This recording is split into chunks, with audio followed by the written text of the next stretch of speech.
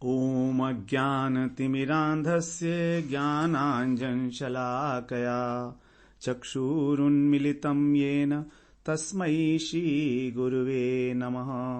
वन्देऽहं श्रीगुरो श्रीयुतपदकमलं श्रीगुरून् वैष्णवांश्च श्रीरूपं साग्रजातं सहगण रघुनाथान्वितं तं सजीवम् साद्वैतं सावधूतं परिजनसहितं कृष्ण चैतन्य देवं श्रीराधा कृष्णपादान् सहगण ललिता श्रीविशाखान्वितांश्च यत्पादपद्मनखचन्द्रमणिच्छटाया विस्फूर्जितं किमपि गोपवधूष्वदर्शी पूर्णानुरागरससागरसारमूर्ति साराधिका मयि कदापि कृपां करोतु।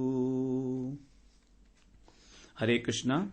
सर्वप्रथम मैं अपने गुरुपाद पद ओम विष्णुपाद अष्टोत्तर शत श्री श्रीमद् भक्तिवेदांत माधव गोसाई महाराज के चरण कमलों में अनंत कोटि दंडवत प्रणाम ज्ञापन करता हूं।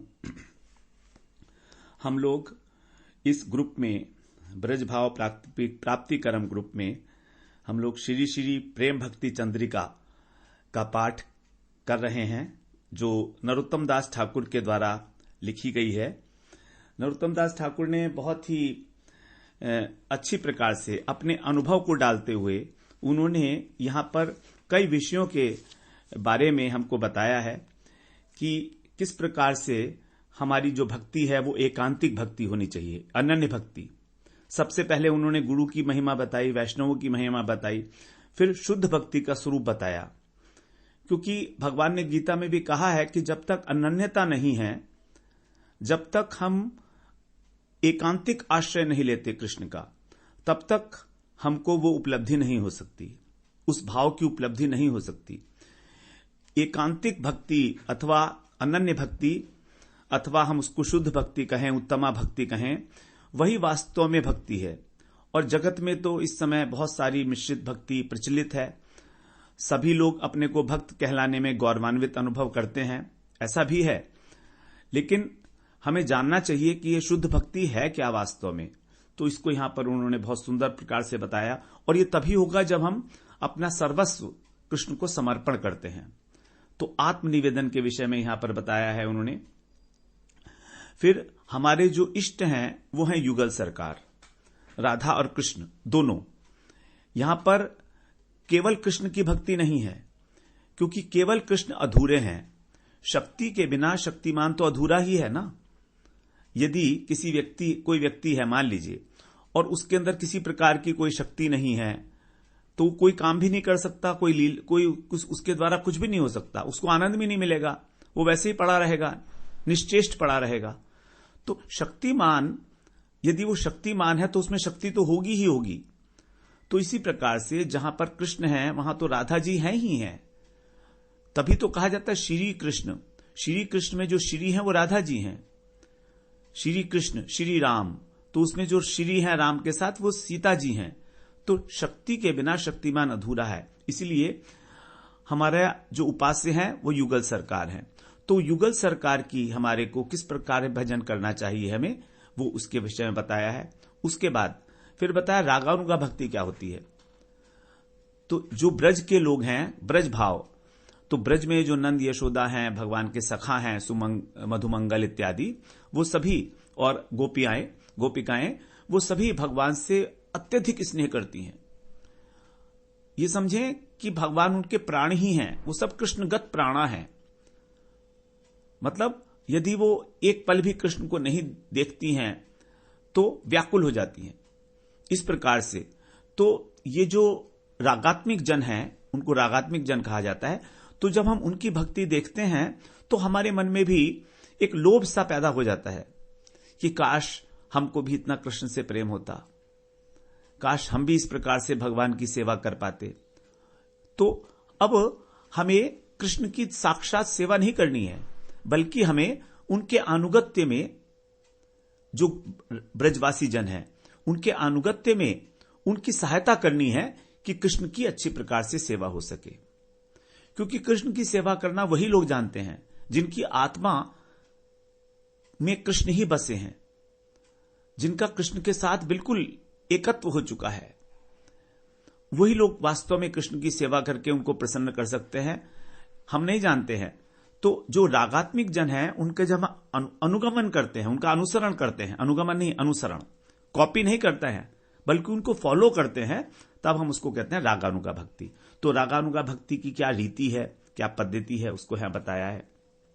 उसके बाद उस प्रेम को कैसे जागृत किया जाए, उसके लिए किस प्रकार से हमें अपनी चित्तवृत्ति को करना होगा, किस चीज का श्रवण कीर्तन स्मरण करना होगा, ये सब बातें बताई हैं। फिर शुद्ध भक्ति जब हमारे हृदय के अंदर अवतरित हो जाती है, तब हम उसके लक्षण क्या होते हैं, कैसे पहचानेंगे हम कि शुद्ध भक्त है। तो इस प्रकार से बहुत सारे विषयों को उन्होंने लिया है यहां पर। और सबसे पहला विषय है हमारा गुरु महिमा, जिसके विषय में हम लोग श्रवण कराए हैं।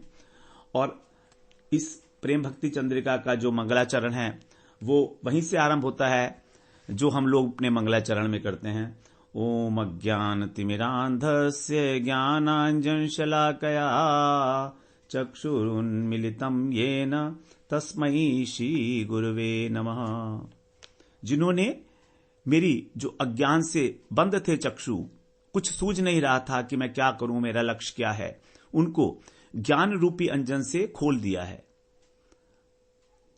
तो जब गुरु हमको ज्ञान देते हैं कि हमारा भगवान से क्या संबंध है और उस संबंध के लिए हम किस प्रकार का हमें साधन करना चाहिए और उस साधन को करके हमें किस वस्तु की प्राप्ति होगी, तो ये बातें जब हम गुरु जी बताते हैं तब फिर हमारे अंदर भगवान के प्रति लोभ जागृत होता है। तो ये बात बताने वाले कौन है? गुरु। इसीलिए सबसे पहले उनकी वंदना की गई है कि जो मुझे अज्ञान रूपी अंधकार से बाहर निकाल लाते हैं। और अज्ञान क्या है? हम लोग चर्चा कराए हैं धर्म अर्थ काम मोक्ष, इंक्लूडिंग मोक्ष। ये जो 4 पुरुषार्थ हैं, इन्हीं को कहा गया, यही वास्तव में कपट है और अज्ञान है। मोक्ष को यहां पर प्रधान कहतव कहा गया, प्रधान, क्योंकि जो मोक्ष के लिए यत्नशील है उसको कभी भक्ति की प्राप्ति नहीं ही हो सकती। और ये बात बताने वाला हमको केवल एक ही है और वो है गुरु, सदगुरु, केवल। इसीलिए हम आज थोड़ा सा गुरु तत्व के विषय में चर्चा कर लेते हैं, क्योंकि इस चर्चा को श्रवण करके मेरे पास कुछ मैसेज आए हैं कि गुरु के विषय में कि किस प्रकार से हम गुरु धारण करें, किसको गुरु बनाएं। तो इस विषय में हम थोड़ी सी चर्चा करें तो हम लोगों को थोड़ा ये जो सब्जेक्ट है, जो विषय है, थोड़ा स्पष्ट हो जाएगा और अधिक। वास्तव में गुरु शब्द को देखिए क्या है। गुरु, गु और रू, गु का मतलब है अंधकार और रू का मतलब है प्रकाश। तो जो हमें अंधकार से प्रकाश की ओर ले जाए। और गुरु का दूसरा अर्थ है जो भारी है। गुरुत्वाकर्षण शक्ति होती है ना जैसे पृथ्वी में, तो जो भारी है, भारी का मतलब कैसे है? वजन में भारी नहीं, जो हमारे से ज्ञान में अत्यंत उच्च हैं, जिनको ज्ञान है, वही गुरु होने योग्य हैं। उनके अंदर एक आकर्षण होना चाहिए, तभी वो गुरु हो सकते हैं, कि वो सभी व्यक्तियों को अपनी ओर खींच लेते हैं। जैसे कि पृथ्वी है, पृथ्वी खींच लेती है ना गुरुत्वाकर्षण के कारण, उसी प्रकार। तो ये जो गुरु हैं, ये व्यक्ति विशेष नहीं है। सबसे पहले तो ये समझें, गुरु को कहा गया है ये एक तत्व है, और तत्व जो है किसी भी काल में खंडित नहीं होता, वो अखंड होता है। उसको उसके खंड खंड नहीं किए जा सकते, उसको विभाजित नहीं कर सकते। तो जिसके अंदर भी गुरुत्व है वही गुरु है, जिसके अंदर भी गुरुत्व है वही गुरु है। तो इसलिए कह रहे हैं कि गुरु भगवान जो है स्वयं, बेसिकली भगवान ही जब हमारे ऊपर कृपा करते हैं तो 3 प्रकार से भगवान का हमें प्रकाश प्राप्त होता है। एक तो शास्त्र के रूप में, वेद शास्त्र जो हैं वो भगवान की वाणी है, भगवान के निश्वास हैं जो वेद हैं, और उसी से फिर अनेक अनेक प्रकार के शास्त्र प्रकाशित हुए हैं, ऋषियों ने किए। उसके बाद फिर गुरु, गुरु हमें ये बताते हैं कि इन शास्त्रों के अंदर जो लिखा है अर्थ क्या है वास्तव में। क्योंकि अगर हम शास्त्र को स्वयं पढ़ने जाते हैं तो नहीं समझ पाते हैं, बहुत सारे सामंजस्य नहीं कर पाते हैं उससे। और तीसरा, भगवान की कृपा है कि वो अंतर्यामी के रूप में हमारे हृदय में बैठे हैं, तो हमें प्रेरणा करते हैं। तो हमें, जैसे हम इस ग्रुप में ज्वाइन किए, अथवा मेरे को भी इस ग्रुप को आरंभ करने के लिए प्रेरणा मिली, तो कहां से मिली? ये चैत्य गुरु जो हमारे अंतःकरण में विराजमान है, उन्होंने ही इस प्रकार की प्रेरणा दी, और उन्होंने ही आपको इस ग्रुप में ज्वाइन करने की प्रेरणा दी है। तो ये भगवान का एक रूप है जो अंतर्यामी रूप हमारे हृदय में विराजमान है। वो तो 3 प्रकार से भगवान हम पर कृपा कर रहे हैं। देखिए, अब शास्त्र को कौन समझाएगा? ये गुरु समझाएंगे हमें। तो गुरु जो है 2 प्रकार के बताए गए हैं। एक होते हैं महंत गुरु और एक होते हैं चैत्य गुरु। तो चैत्य गुरु तो वही हैं जो हमारे हृदय के अंदर विराजमान है, वो हमको प्रेरणा देते हैं। और जो महंत गुरु हैं, महंत का अर्थ है महान है उद्देश्य जिनका, अंत का मतलब उद्देश्य, तो जिनका महान उद्देश्य है, अर्थात जो भगवत प्राप्ति ही जिनका एकमात्र उद्देश्य है, उसी को कहा जाता है महंत गुरु। जो महत पुरुष हैं, अत्यंत श्रेष्ठ हैं, उसको कहा जाता है गुरु। और नाम से भी विदित है कि वो भारी हैं। तो इस प्रकार से महंत गुरु और चैत्य गुरु। अब महंत गुरु जो हैं 2 प्रकार के हैं, प्रधानतः 2 प्रकार के, मुख्यतः 2 प्रकार के, दीक्षा गुरु और शिक्षा गुरु। दीक्षा गुरु हैं जो हमको दीक्षा देते हैं, जो मंत्र के अंदर हमको दीक्षा देते हैं और हमारा भगवान के साथ संबंध जोड़ देते हैं। हमको बताते हैं कि देखो, भगवान के साथ तुम्हारा ये संबंध है, अब तुम्हें भगवान का ही स्मरण करना चाहिए, भगवान का नाम लेना चाहिए। और भगवान का नाम लेने के लिए वो हमको मंत्र भी प्रदान करते हैं, जिसका हमें नियम पूर्वक जिसका हमको पाठ करना चाहिए, उसका नाम का जाप करना चाहिए। तो इस प्रकार से जो गुरु हैं वो दीक्षा गुरु हैं। अब ये जो दीक्षा गुरु हैं, ये हमेशा हमारे पास उपलब्ध नहीं होते कि हम आगे की बातें भी बताएं, क्योंकि दीक्षा गुरु का काम है दीक्षा देना। अब उन्होंने एक बार दीक्षा दे दी तो हो सकता है कि वो हमें ना मिले, हम उनसे इतने अधिक आत्मीयता के साथ जो है वार्तालाप ना कर सकें, अपनी बातें ना पूछ पाएं उनसे। तो इसलिए हमको शिक्षा देने के लिए किसी और की भी आवश्यकता है, और वही है शिक्षा गुरु।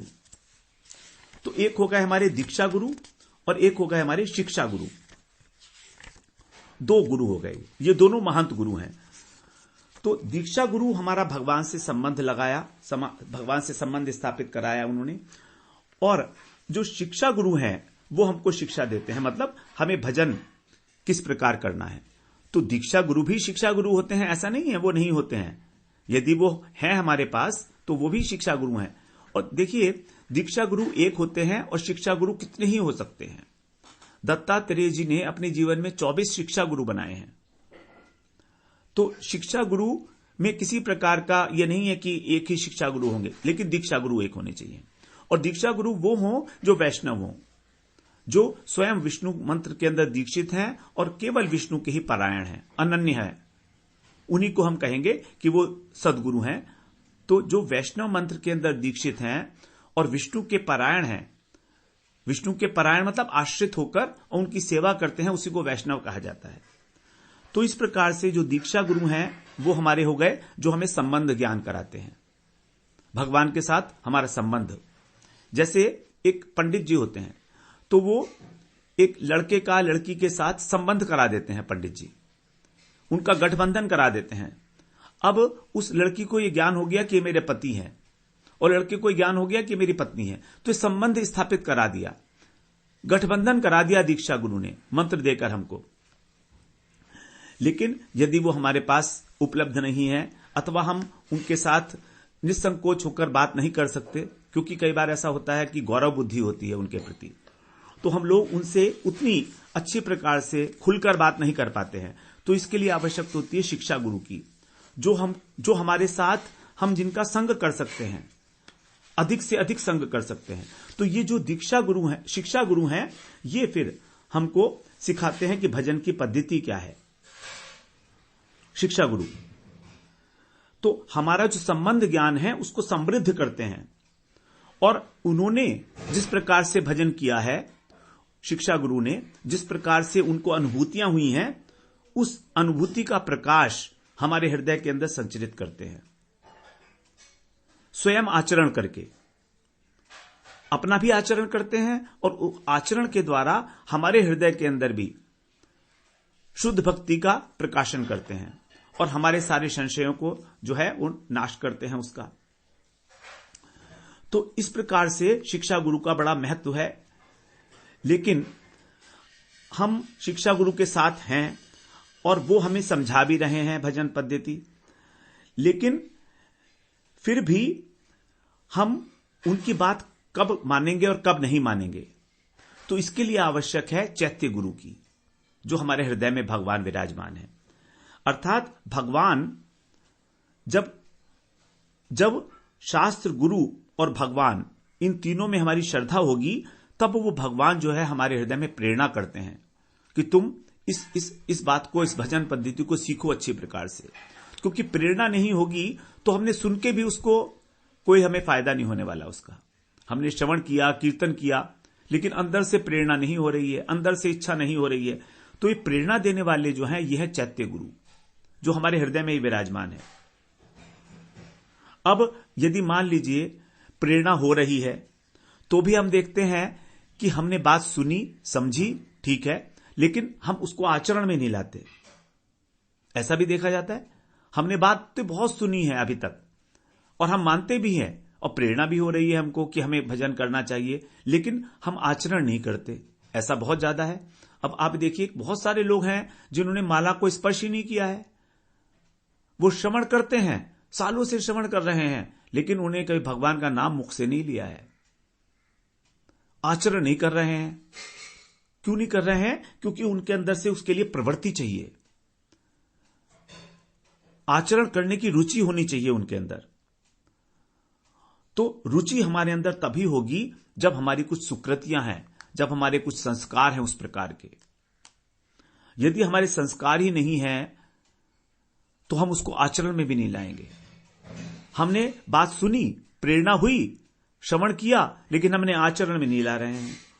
तो इसलिए शिक्षा गुरु क्या करते हैं कि जब हम प्रतिदिन उनका साथ करते हैं, शिक्षा गुरु का और अन्य वैष्णवों का, तो क्या होता है, उनको, उनके आचरण को देख देख कर धीरे धीरे हमारे मन में ये इच्छा पैदा हो जाती है कि हम भी कुछ आचरण करें।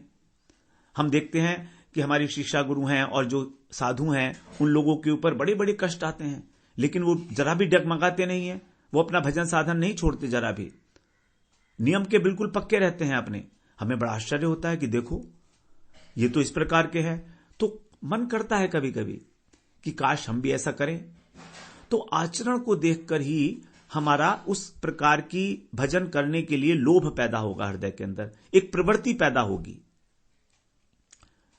जब तक ये प्रवृत्ति नहीं होगी, तब तक हम प्रेरणा होने पर भी और श्रवण करके भी भजन नहीं करेंगे। और है ऐसा, वास्तव में ऐसा है। बहुत सारे लोग हैं जो निरंतर श्रवण कर रहे हैं, लेकिन भजन नहीं करना चाहते। भजन का मतलब है कि भगवान के मंत्र का जाप करना, कीर्तन करना, स्मरण करना, ये सारी चीजें, पाद सेवन, परिक्रमा करना, दर्शन करना विग्रह के, उनकी सेवा करना हर एक प्रकार से, तो ये सब नहीं कर पाते हैं। तो यहां पर हमारा जो रोल है सुकृति का, पूर्व जन्म के जो संस्कार हैं। अब यदि हम कहें कि हमारे पूर्व जन्म के संस्कार नहीं हैं, इसलिए हम आचरण नहीं कर रहे, हम कर क्या सकते हैं भाई? इसमें हमारा तो कोई दोष नहीं है, बात ठीक ही है। दोष क्या है आपका? बिल्कुल नहीं है। लेकिन यदि हम साधु संग कर रहे हैं, यदि हम शिक्षा गुरु का संग कर रहे हैं, प्रतिदिन हम उनकी बात को श्रवण कर रहे हैं नियम पूर्वक, प्रतिदिन हम उनके आचरण को देख रहे हैं, उनके भावों को ग्रहण कर रहे हैं, जब करते रहेंगे तो क्या होगा? हमारे जो नए संस्कार बन रहे हैं, देखिए संस्कार तभी बनते हैं जब एक बात को बार बार रिपीट किया जाता है। अभ्यास, जिसको भगवान ने कहा अभ्यास योगेन ततो माम इच्छाप्तुम धनंजय, कि तुम अभ्यास योग का आश्रय लेते हुए मुझे प्राप्त करने की इच्छा करो। केवल इच्छा करने से भगवान नहीं मिलेंगे, केवल इच्छा से नहीं। भगवान इच्छा से मिलते हैं, लेकिन केवल इच्छा से नहीं। अभ्यास योगेन ततो, अभ्यास योगेन में यहां पर तृतीया है, मतलब अभ्यास योग एक प्रकार का उपकरण है जिसके द्वारा भगवत प्राप्ति होगी। जैसे कि यदि हम रोटी बनानी है हमको, तो हमें बेलन चाहिए, तो बेलन उपकरण है, बेलन के बिना रोटी नहीं बनेगी। हाथ की रोटी बनेगी वो अलग बात है। तो या हमारे को गैस का चूल्हा चाहिए, अग्नि चाहिए, उसके बिना रोटी नहीं बनेगी। उसी प्रकार से अभ्यास योगेन ततो माम इच्छाप्तुम धनंजय। तो हमको अभ्यास योग यही है कि निरंतर शिक्षा गुरु का, साधुओं का, वैष्णवों का संग करना, उनसे अपनी अंदर की बात करना, अपने हृदय की बात उनकी कहना, उनकी हृदय की बात सुनना कि उनका क्या अनुभव है। क्योंकि वो जिस परिस्थिति में आज हम हैं उस परिस्थिति से गुजर चुके हैं, इसीलिए वो बहुत अच्छी पोजीशन में है कि हमें ये बता पाएं कि उनका इस बारे में क्या अनुभव है, उनको क्या उपलब्धि हुई है, और जब वो भजन में आए तो किस प्रकार से उनका जीवन उत्कृष्ट हो गया। तो ये हम जब निरंतर उनके संपर्क में रहते हैं तभी हमको हृदय के अंदर जो है इच्छा जागृत होती है कि हां, अब हमें भी ऐसा कुछ करना चाहिए। तो इसीलिए जब हमारे नए संस्कार बन जाएंगे तो आधुनिक संस्कार लगातार श्रवण करते करते, उसको उनकी सेवा करते करते हमारे जो पुराने संस्कार थे उनको दबा देंगे। क्योंकि पुराने संस्कार तो पुराने ही है ना, उनमें तो इतनी ताकत नहीं है, उनको दबाया जा सकता है। लेकिन कब? जब हमारे आधुनिक संस्कार इतने प्रबल हो जाएं। और आधुनिक संस्कार जो प्रबल होते हैं वो अभ्यास योगेन ततो, अभ्यास योग के द्वारा लगातार भगवान का श्रवण कीर्तन स्मरण, संख्या पूर्वक नाम गान नति भी। भजन करना है भगवान का संख्या पूर्वक, एक दिन में इतनी माला करनी ही करनी है। अब कहते हैं लोग 4 माला करते हैं, हम प्रभु जी हमको 6 महीने हो गए हैं, हमको 6 साल 2 साल हो गए हैं, हम 4 माला 6 माला करने लगे हैं। तो क्या बहुत बड़ी उपलब्धि कर ली? 6 माला में तुमको भगवत प्राप्ति हो जाएगी, भगवान का प्रेम मिल जाएगा। 6 माला करने में कितनी देर लगी? आधा घंटा। आधे घंटे में तुम भगवत तत्व का, भगवान के प्रेम प्राप्त करना चाह रहे हो, इतना सस्ता। निरंतर भगवान का स्मरण होना चाहिए हमको, निरंतर, तभी तो वो भाव दृढ़ होगा ना। हृदय में जिस चीज की महिमा है, हमारी बुद्धि के अंदर जिस चीज का महत्व है, हम वही कार्य करते हैं। तो यदि हम नहीं कर रहे हैं तो ये मत कहिएगा कि हमारा मन नहीं लग रहा है, ये मत सोचिए। ये मन तो बदमाश है, मन तो कभी भी नहीं लगेगा। मन को किसने कहा लगने को? प्रभु जी कहते हैं मन को छोड़ो, मन जाए भाड़ में। अपनी वाणी को और अपने हाथों को भगवान के भजन में लगाओ। हरे कृष्ण कृष्ण कृष्ण हरे हरे, हरे राम राम राम हरे हरे। एक बहुत बड़े महापुरुष ने कहा है कि अपनी वाणी को, अपने मुख को मशीन बना दो। जैसे मशीन का स्विच ऑन किया, चालू हो गई, हरे कृष्ण। मशीन को कोई मतलब नहीं है क्या बोल रही है, क्या कर रही है, वो मशीन बना दो, मशीन की तरह बोलो। लोग कहते हैं हमारा मन नहीं लगता, हम क्या करें भगवान के नाम में। कोई बात नहीं है, मन नहीं लगता तो धीरे धीरे तो लगेगा मन। अनंत अनंत जन्मों का अभ्यास है मन को भटकने का। तो क्या हमारे को वो आधे घंटे में, 1 घंटे में या 2 साल में, 3 साल में मन लग जाएगा? ऐसा नहीं होगा। इसीलिए शिक्षा गुरु का महत्व है। शिक्षा गुरु अत्यंत इंपॉर्टेंट है लाइफ के अंदर। वही हमको जो है अपने आचरण के द्वारा ये बताते हैं कि हमें करना क्या है। और जब तक हमको श्रद्धा नहीं है अपने दीक्षा गुरु, शिक्षा गुरु, भगवान और शास्त्रों के प्रति, हम भक्ति मार्ग में एक कदम भी आगे नहीं बढ़ सकते। अब देखिए, शिक्षा गुरु ने यहां पर आपको शिक्षा तो दे दी और हम भजन भी कर रहे हैं, लेकिन जो अब हमारे को अनुभव हों, हमारे अंदर जो योग्यता है, उस योग्यता को धारण करने का जो सामर्थ्य है वो चैत्य गुरु प्रोवाइड करते हैं। तो चैत्य गुरु का रोल देखिए कितना इंपॉर्टेंट है। सबसे पहले चैत्य गुरु ने ही हमको प्रेरणा करके दीक्षा गुरु के पास भेजा। हमारे अंदर से प्रेरणा हुई कि मुझे सदगुरु धारण करनी चाहिए, ऐसी प्रेरणा हुई हमारे हृदय में, तभी तो हम गुरु के पास गए, तभी तो हम साधु के पास गए, साधु संग किया, करते करते करते फिर हमें लगा कि हां, ये वाले जो गुरु हैं ये मेरे सजातीय हैं। तो ऐसा नहीं कि किसी ने कहा कि इन गुरु को कर लो और उनको गुरु को कर लिया, ऐसा कभी नहीं करना है। जो मेरे लिए अपने हैं वो आपको अपने आप से पता लगेगा कब? जब हम संग करेंगे, नियमित रूप से संग करेंगे। नियमित रूप से, ये नहीं कि आधा घंटे 1 घंटे आप किसी से मिले 5 महीने 4 महीने में और उसके बाद आपने कहा कि मेरा संग हो गया। ये कोई संग नहीं है। कंटिन्यूअसली जब हम उससे इंटरेक्ट करते हैं, उनकी बातों को सुनते हैं, समझते हैं, बातें करते हैं, अलग अलग प्रकार की शंकाओं का समाधान करते हैं और कराते हैं, तभी हम उसको संग कहेंगे। तो जो योग्यता है उस ज्ञान को धारण करने की, उस अनुभव को धारण करने की, वो चैत्य गुरु करते हैं। ये लास्ट, तो स्टार्टिंग भी चैत्य गुरु में है और अंत में भी चैत्य गुरु। हमारा जो हृदय है वो कलुषित है इस संसार के अंदर मैं मेरा की भावना से, तो उसका जो मार्जन होता है, उसको जो परिमार्जित करते हैं, वो करते हैं चैत्य गुरु। भगवान ने कहा है कि जब तुम मेरा श्रवण कीर्तन करते हो तो मैं ही तुम्हारे हृदय के अंदर बैठकर उसकी सफाई करता हूं। हृदयंत स्थो ही अभद्राणी, हृदय के अंदर स्थित होकर जो तुम्हारे अभद्र हैं, जो अनर्थ हैं, उसको मैं आपको सफाई करता हूं जब आप मेरी पुण्य, जो मेरी यशोगाथा है, उसको श्रवण करते हो। तो इस प्रकार से जो चैत्य गुरु हैं, उनका रोल है कि हम उस ज्ञान को, उस अनुभव को धारण कर पाए अपने जीवन में, आत्मसात कर पाए अपने जीवन में। तो धारण करने की योग्यता हमको चैत्य गुरु से मिलती है। तो इस प्रकार हमने संक्षेप में यह श्रवण किया कि क्या क्या रोल है गुरु का। दो गुरु हो गए, महंत गुरु और चैत्य गुरु। चैत्य गुरु ही हमको महंत गुरु के पास ले जाते हैं।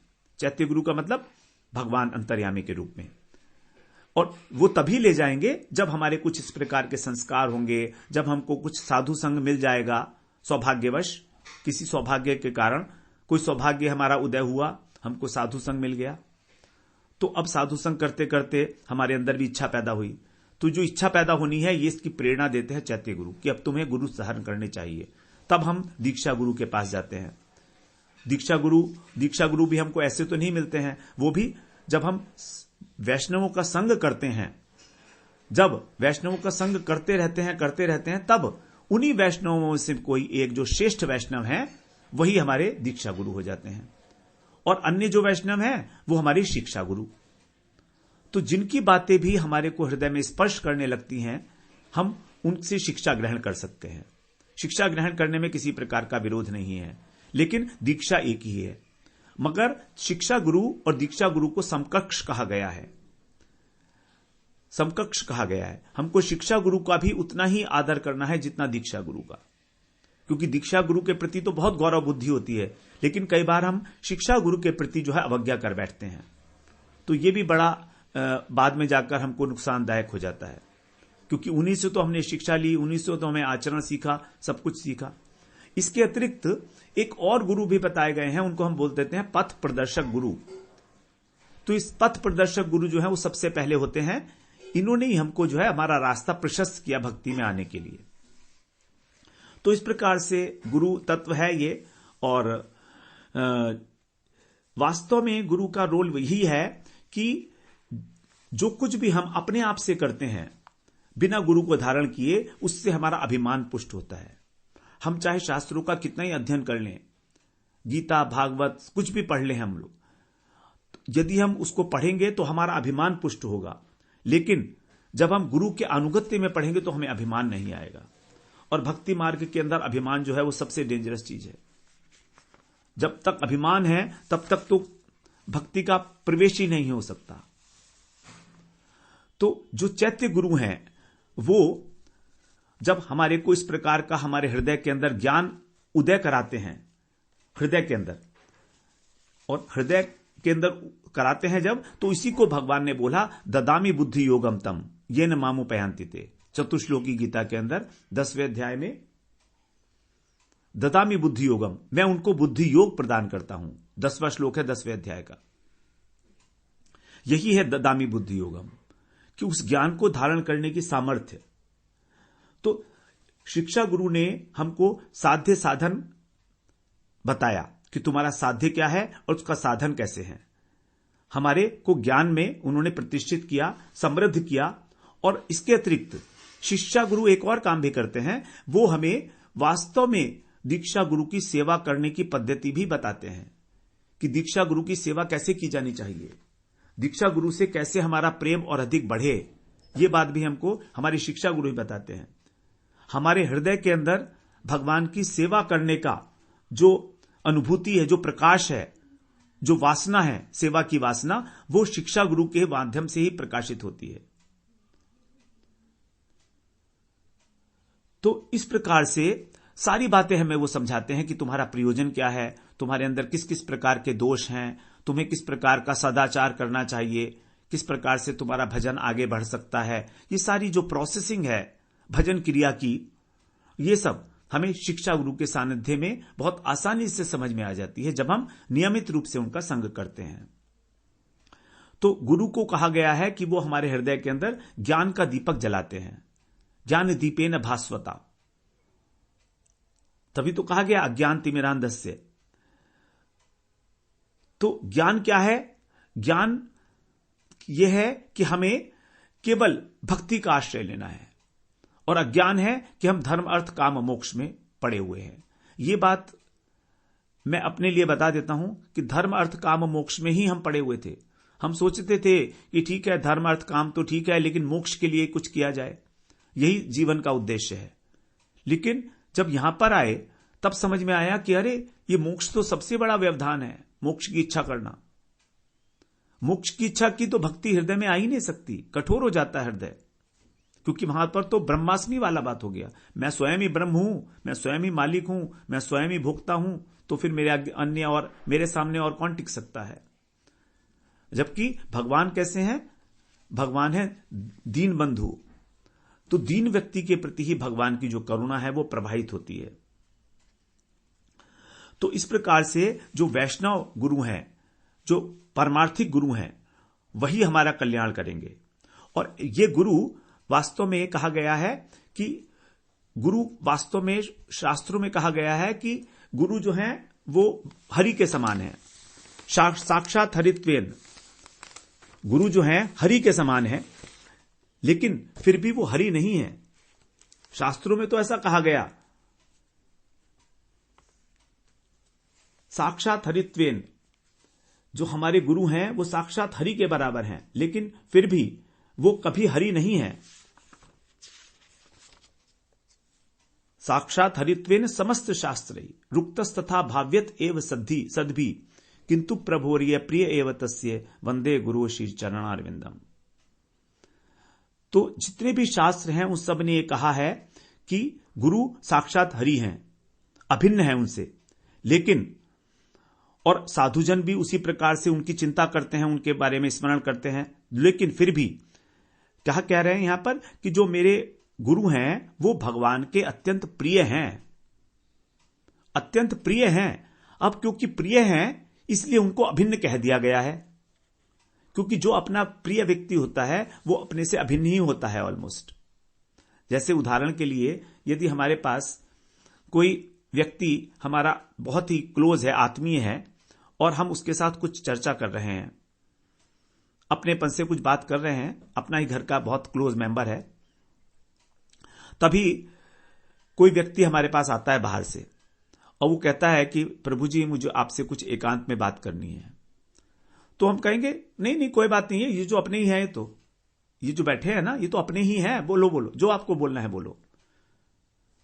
तो क्या हुआ वहां पर? वो व्यक्ति तो दूसरा है जो बैठा है, लेकिन उसको कहा ये अपने ही है, क्योंकि बहुत प्रिय है। इसी प्रकार से, बिल्कुल इसी प्रकार से गुरु जो हैं भगवान के अत्यंत प्रिय हैं, तो इसी दृष्टि से भगवान से अभिन्न है। और दूसरी बात यह है कि गुरु के अंदर भक्ति विराजमान है। उस भक्ति के द्वारा वो भगवान की भजन करते हैं, सेवा करते हैं। तो भगवान उस भक्ति के विषय हैं, वो उस भक्ति को भोगता है। गुरु के अंदर जो प्रेम है भगवान के प्रति, वो उसका भोग करते हैं। लेकिन गुरु जो है उस भक्ति के आश्रय हैं। तो इस प्रकार से भगवान का जो विषय विग्रह है वो तो है साक्षात भगवान श्री हरि कृष्ण, और जो भगवान का आश्रय विग्रह है उसको कहा जाता है गुरुदेव। तो जब भगवान को कहा जाता है, जब गुरु को कहा जाता है कि भगवान है, तो इसका मतलब यह है कि वो भगवान के आश्रय विग्रह हैं। आश्रय विग्रह का मतलब है कि उनके अंदर भक्ति है, गुरु के चरणों में ही भक्ति रहती है। गुरु वही भक्ति जो है अपनी कृपा के माध्यम से शिष्य के अंदर संचरित करते हैं। और गुरु को कहा गया है कि वो कृपा घन मूर्ति है, कृपा की साक्षात मूर्ति है। भगवान के अंदर जो कृपा शक्ति है, जीवों के ऊपर कृपा करने की जो शक्ति है, वो हमको डायरेक्ट नहीं मिलती है। वही जो शक्ति है जब वो घनीभूत हो जाती है तो वो एक स्वरूप धारण करती है, और उस स्वरूप का नाम है गुरुदेव। तो इस प्रकार से जो गुरु हैं वो हमारी कृपा घन मूर्ति हैं। कृपा जब घनीभूत हो जाती है तो गुरु के रूप में आ जाती है और वो शिष्य के हृदय में संचरित होती है। तो ऐसा समझिए जैसे एक पावर हाउस है बहुत बड़ा। अब पावर हाउस से अगर हम डायरेक्ट इलेक्ट्रिसिटी अपने कमरे घर में लेंगे तो हमारे सारे बल्ब फ्यूज हो जाएंगे। लेकिन यदि बीच में ट्रांसफार्मर है तो ट्रांसफार्मर उसको स्टेप डाउन कर देगा। स्टेप डाउन होने के बाद फिर हमारे यहां जितना प्रकाश हमको चाहिए उतना मिलेगा। तो गुरुदेव यहां पर जो है एक ट्रांसफार्मर की भांति है कि हमें जिस प्रकार की योग्यता है उस प्रकार की योग्यता के अनुसार हमको गुरु के चरणों के अंदर समर्पित करते हैं और हमें उस योग्य बना देते हैं कि हम उनकी सेवा कर सकें। तो गुरु के हृदय के अंदर ही भगवान का निवास है। तुम्हार हृदय सदा गोविंद विश्राम। गुरु के हृदय में, वैष्णवों के हृदय में गोविंद का विश्राम कहां है? वैष्णवों के हृदय में। नाहम वसामि वैकुंठे योगिनाम हृदय न च मदभक्ता नाम यत्र गायंती तत्र तिष्ठामि नारद। तो इस प्रकार से गुरु तत्व को हमें समझना चाहिए और जीवन में आवश्यकता है सदगुरु की। बिना सदगुरु के हम अगर सोचें कि हम अपने आप से भगवत प्राप्ति कर लेंगे अथवा भजन के मार्ग में आगे बढ़ जाएंगे तो अहंकार के अतिरिक्त और कुछ हाथ नहीं लगने वाला है। और अहंकार तो भगवान को जरा सा भी प्रिय नहीं है। कपट तो भगवान को अच्छा ही नहीं लगता। मोहि कपट छल छिद्र न भावा। यदि हम भक्ति से रहित होकर ज्ञान और वैराग्य का आश्रय लेते हैं तो यह हमारा अनिष्ट करेगा। कारण अहंकार, कि हम कहेंगे देखो मैं इतना बड़ा ज्ञानी हूं, देखो मैं इतना बड़ा वैरागी हूं, मुझसे बड़ा वैराग्य कौन होगा। मैंने सब कुछ छोड़ दिया। मैं एक बार खाना खाता हूं दिन में, एक बार भोजन ग्रहण करता हूं, मैं इतना बड़ा वैरागी हूं। केवल दूध पर रहता हूं मैं, केवल फलों पर रहता हूं मैं। ये सब अहंकार है। मैं निर्जला करता हूं व्रत। आप लोग तो पता नहीं क्या क्या खाते रहते हो एकादशी में। ये सब अहंकार है। ये सब अहंकार है। बड़ी गुरु अवज्ञा होती है इससे कि गुरुजी भी हैं, गुरुजी एकादशी पे पूरा फास्ट नहीं वो करने निराहार नहीं है, निर्जला नहीं है, और शिष्य जो है निर्जला है और कह रहा है गुरुजी से, गुरुजी मैं तो निर्जला हूं। ये गुरुजी के सामने अपनी जो बड़ाई कर रहा है, ये गुरु अवज्ञा कर रहा है। तो उस शिष्य के प्रति क्या गुरु की कृपा संचरित होगी? कृपा का एक स्वभाव है। कृपा जल की तरीके से है। वाटर, जैसे वाटर की गति नीचे की ओर है, नीचे बहेगा वाटर, कभी ऊपर नहीं बहेगा, उसी प्रकार से कृपा है। इसको कहा गया कृपा वारी। वारी का अर्थ होता है जल। तो जिस प्रकार से कृपा नीचे, जल नीचे बहता है, उसी प्रकार कृपा भी नीचे की ओर ही बहती है। तो गुरु के सामने हमें अत्यंत दीनहीन, अत्यंत अज्ञानी की तरीके से ही प्रस्तुत होना है। चाहे हम कितने बड़े ज्ञानी क्यों ना हो, लेकिन हमें गुरु के सामने अत्यंत दीनहीन, अत्यंत अज्ञानी, जैसे हमारे पास कुछ भी नहीं है, हम भिखारी, तो भिखारी को ही तो कुछ भिक्षा मिलेगी ना। तो कृपा की भिक्षा देंगे गुरुदेव। इसीलिए गुरु के आगे अपनी डींगे मारना, ये करना, वो करना, अपना वो दिखाना, वैभव दिखाना कि मेरे पास ये है, मेरे पास वो है, ये सब गुरु की अवज्ञा है। सब गुरु की अवज्ञा है। हम लोग इसका ध्यान नहीं रखते हैं और ऐसा होता है कई बार। तो वास्तव में गुरु के बिना केवल अहंकार है और कुछ नहीं है इसके अलावा। इसलिए ज्ञान मार्ग में भगवत प्राप्ति नहीं होती है। और दूसरी बात गुरु के विषय में एक और अच्छी तरह हमें समझनी चाहिए कि गुरु मनुष्य नहीं है, सामान्य मनुष्य नहीं है। गुरु दिखते हैं, गुरु साक्षात वो दिखते हैं कि सामान्य हमारी तरह से तो हैं। इनको भी गुस्सा आता है, इनको भी भूख लगती है, इनको भी, ये भी नींद लेते हैं, पूरी नींद लेते हैं, ये भी सोते हैं, हमारी तरह से खाते पीते हैं, हमारी तरह से ये भी बीमार होते हैं, ऐसा हम सोचते हैं। लेकिन यहीं पर हम उनकी अवज्ञा कर बैठते हैं। तो गुरु को जो है मानना कि ये साधारण व्यक्ति हैं, हमारी तरीके से हम भी थोड़ा बहुत पढ़ लेंगे, थोड़े श्लोक याद कर लेंगे, थोड़ी सेवा कर लेंगे तो हम भी गुरु बन जाएंगे इनकी तरह से, बल्कि इनसे भी और ऊपर हो जाएंगे, ऐसा सोचते हैं। भगवान ने ये कहा है कि गुरु जो है वो मेरा ही स्वरूप है, मेरा ही स्वरूप गुरु के रूप में आया है, कोई और नहीं है गुरु। आचार्य माम विजानियान न अवमन्यत करहिचित न मर्त्य बुद्धया सूयेत सर्वदेवमयो गुरु। कि जो आचार्य हैं उनको तुम मेरा ही स्वरूप समझो, न अवमन्यत, उनकी कभी अवज्ञा मत करो,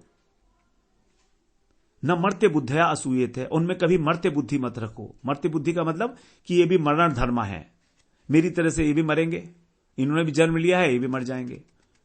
सर्वदेवमयो गुरु, क्योंकि सारे देवताओं का निवास गुरु के अंदर है।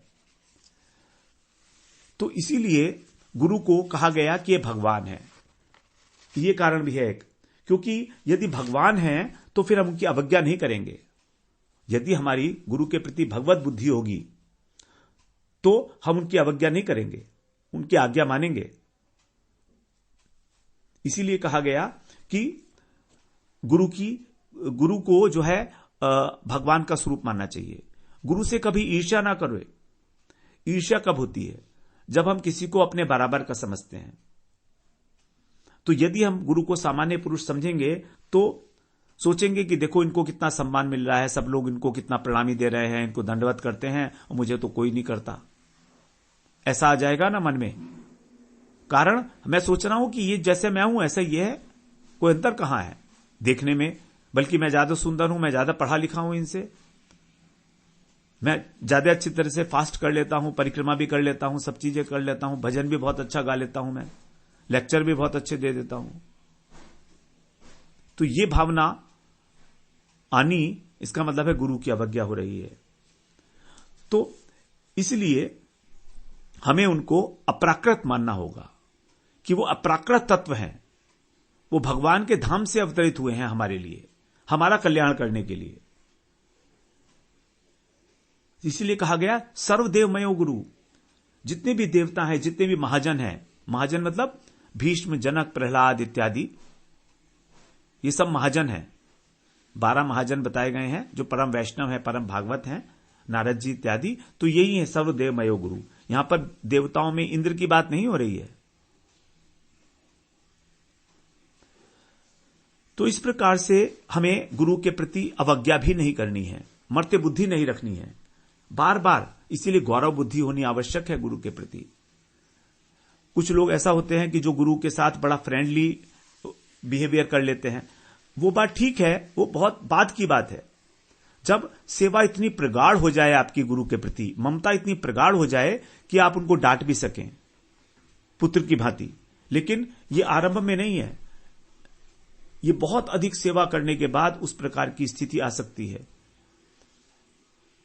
तब वहां पर जो गुरु के साथ जो अवज्ञा की जा रही है, वो अवज्ञा नहीं है, वो एक प्रेम का प्रकाशन है।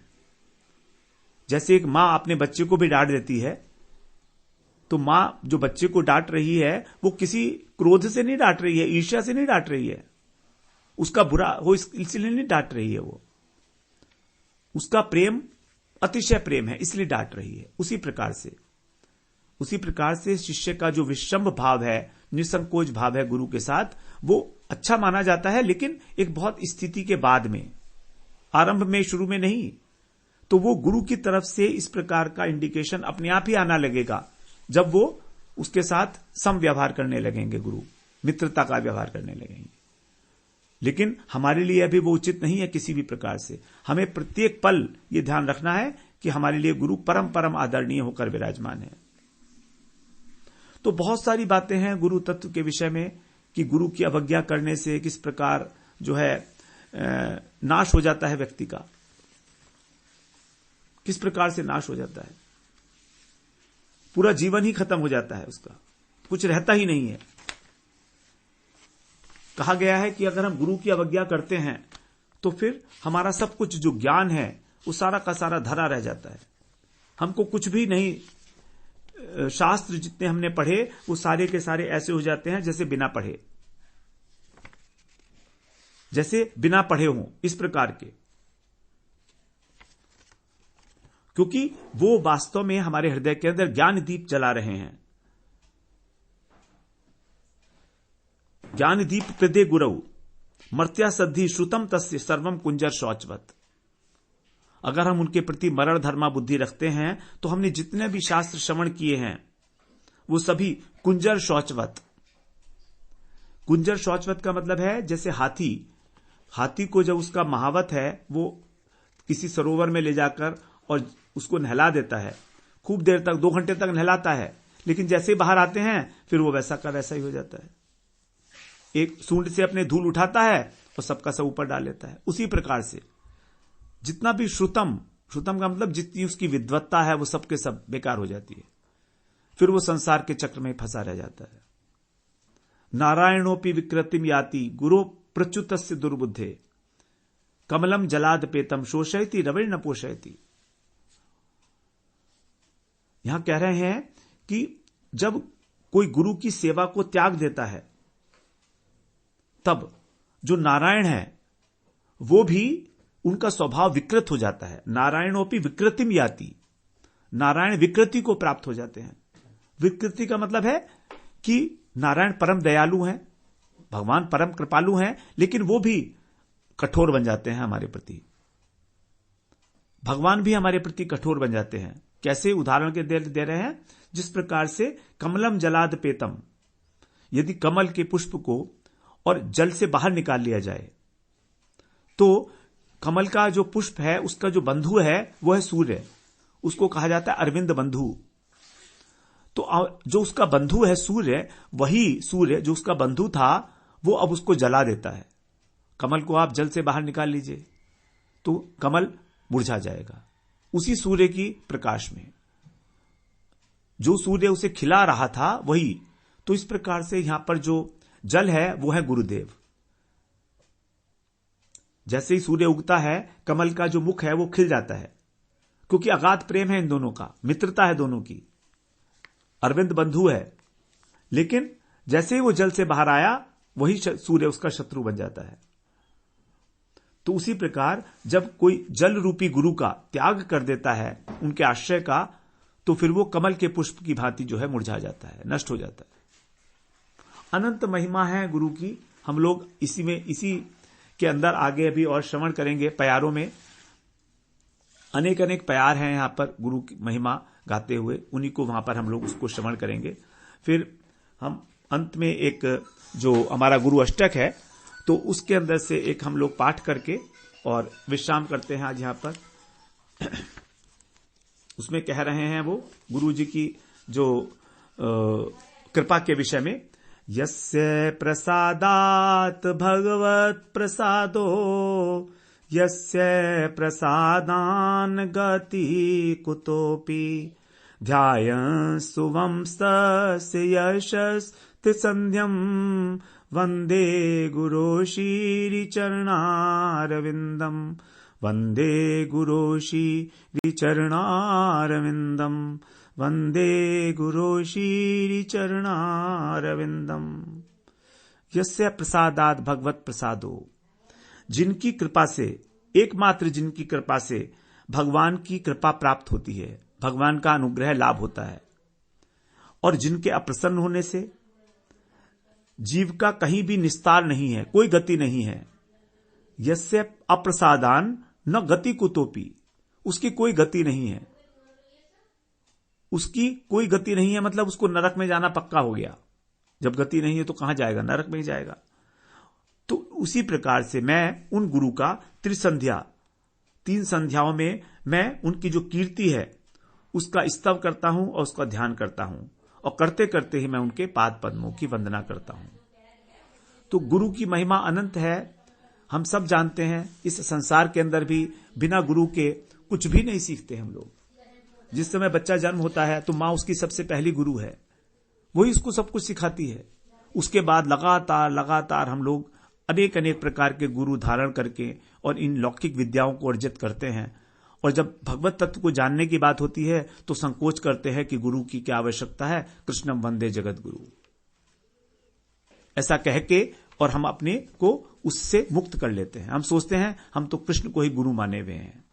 तो ये अच्छी बात नहीं है भजन मार्ग में, क्योंकि कृष्ण हमको कोई उपदेश आकर देने वाले नहीं है। हमारे संशयों का नाश कृष्ण आकर स्वयं नहीं करेंगे, वो अपने किसी प्रतिनिधि को ही तो भेजेंगे, और वही प्रतिनिधि हैं गुरुदेव, वही प्रतिनिधि गुरुदेव हैं हमारे। तो इस प्रकार से गुरु जी की अनंत महिमा है, और हम लोगों ने आज इसको काफी डिटेल में समझने के लिए प्रयास किया।